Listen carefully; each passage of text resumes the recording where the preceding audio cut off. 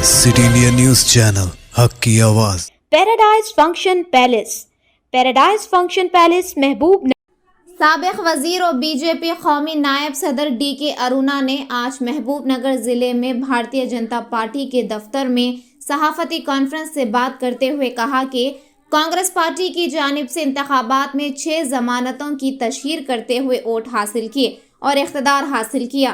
Congress party जीतने के बाद जमानतों पर कई शराइत रखकर आवाम को उलझा रहे हैं। DK अरुणा ने कहा कि KCR की तरह ये हुकूमत भी आवाम को धोखा दे रही है और ये कांग्रेस पार्टी की जिम्मेदारी है कि महबूबनगर में ज़ेर-ए-इल्तिवा प्रोजेक्टों को बगैर किसी शर्त के, बगैर किसी जमानत के अमल में लाया जाए और कहा कि वो माजी में KCR की तरह आवाम को धोखा नहीं देना चाहिए।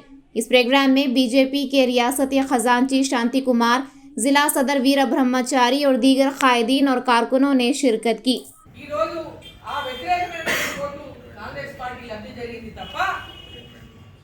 కాంగ్రెస్ పార్టీ వచ్చినటువంటి మెజారిటీ చూసుకుంటే కూడా మరి నామమాత్రమైనటువంటి మెజారిటీతో అధికారంలోకి వచ్చింది। 6 గ్యారెంటీల పేరుతో 6 గ్యారెంటీలు అని చెప్తున్నారు కానీ అనేక గ్యారెంటీలు ఇచ్చినారు వాళ్ళు। దాన్ని పేరు మాత్రమే 6 గ్యారెంటీలు, దానికి అనేక గ్యారెంటీలు ఇచ్చి ప్రజలను మరి కేసీఆర్ అయితే ఏ విధంగా మోసం చేసిండో అదే విధంగా వీళ్ళు అనేక గ్యారెంటీలు ఇచ్చినారు। ఈరోజు ఈ గ్యారెంటీలు అమలు చేసే విషయంలో మళ్ళీ వీళ్ళు గైడ్ లైన్స్ పేరిట లేదా ఇంకొక పేరిట ఇంకో గైడ్ లైన్స్ అని లేదా వీళ్ళు అర్హులని అర్హత కాదని వాళ్ళు ఎలక్షన్ల ముందు ఇచ్చినటువంటి మాటకు కట్టుబడి ఈ కండిషన్లు మీరు చెప్పాల్సిన ఎలక్షన్ల ముందు చెప్పుకుంటే కరెక్ట్ ఉంటుంది। అప్పుడేమో అందరికీ అనే మాట మాట్లాడి ఇప్పుడేమో కండిషన్లు పెట్టు వాళ్ళు వెనక్కి తగ్గుతున్నటువంటి పరిస్థితిని చూస్తూ ఉన్నాం మనం। కాబట్టి వాళ్ళు ఎన్నికల్లో ఇచ్చినటువంటి ప్రతి హామీని తూచా తప్పకుండా నెరవేర్చాలి। ప్రజలు మీ యొక్క హామీలకు నమ్మే ప్రజలు మీకు కేసీఆర్కు వ్యతిరేకంగా, BRS పార్టీకి వ్యతిరేకంగా మీకు ఓటు వేసినారు।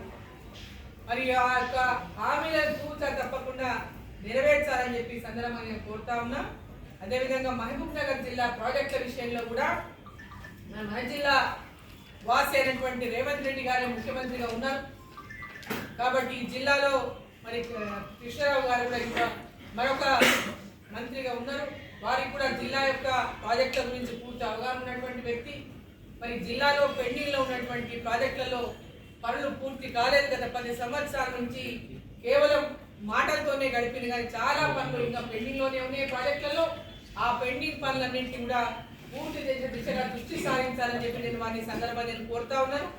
అదేవిధంగా పెండింగ్లో ఉన్నటువంటి మరి గట్టు లిఫ్ట్ కానీ, తుమ్మిళ్ళ లిఫ్ట్ కానీ వాటిపైన కూడా దృష్టి సారించి వాటిని కూడా వెంబడే పూర్తి చేయించే దిశగా మరి వారు సహకరించాలి ఈ యొక్క పాలమూరు జిల్లాకు అని చెప్పి ఆ ప్రాజెక్టును పూర్తి చేయాలని చెప్పి సందర్భంగా నేను కోరుతా ఉన్నా।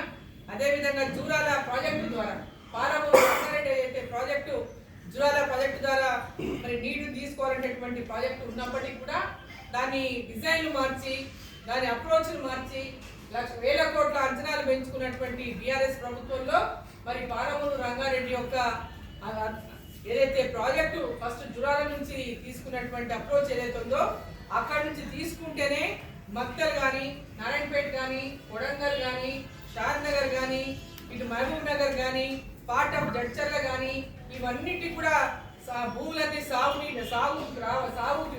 నోచుకోవాలంటే మరి ఇక్కడ నుంచి నీరు తీసుకుంటేనే ఆ ప్రాజెక్టు ద్వారా ఈ ఎత్తైన ప్రాంతానికంతా కూడా లబ్ధి జరుగుతుంది। కాబట్టి ఆ కింది నుంచి పైకి నీళ్ళు రావడం అనేది అంత సాధ్యమైనటువంటి విషయం కాదు।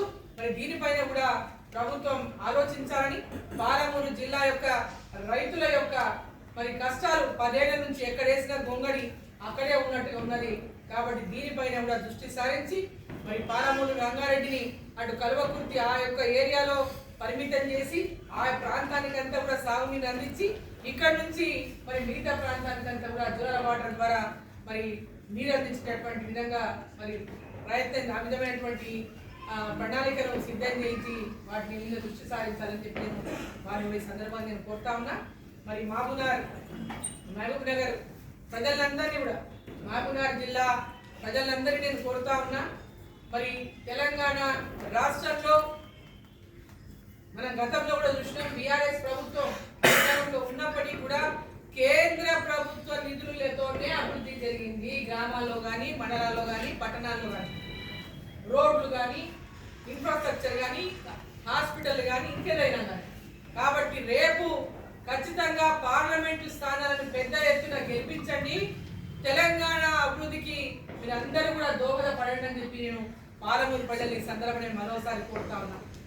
పార్లమెంటులో పెద్ద ఎత్తున పార్లమెంటు స్థానాలు పాలమూరు జిల్లా నుంచే కాదు తెలంగాణ ఓవరాల్గా పెద్ద ఎత్తున పార్లమెంటు స్థానాలను అందిస్తే మరి తెలంగాణకు సంబంధించినటువంటి మరి అనేక అంశాలపైన కూడా మనం అభివృద్ధిని సాధించడానికి అవకాశం ఉంటుందని చెప్పి ఈ సందర్భంగా తెలియజేస్తూ మరి మీడియా మిత్రులకు అందరికీ కూడా ప్రతి ఒక్కరికి మరి వచ్చినటువంటి క్రిస్మస్ పండుగ సందర్భంగా ప్రతి ఒక్కరికి కూడా క్రిస్మస్ పండుగ శుభాకాంక్షలు తెలియజేస్తా ఉన్నా. అదేవిధంగా వచ్చే 4-5 రోజుల్లో నూతన సంవత్సరం వస్తూ ఉంది. నూతన సంవత్సర శుభాకాంక్షలు కూడా ప్రతి ఒక్కరికి ప్రజలందరికీ కూడా నేను తెలియజేస్తాను. Thank you.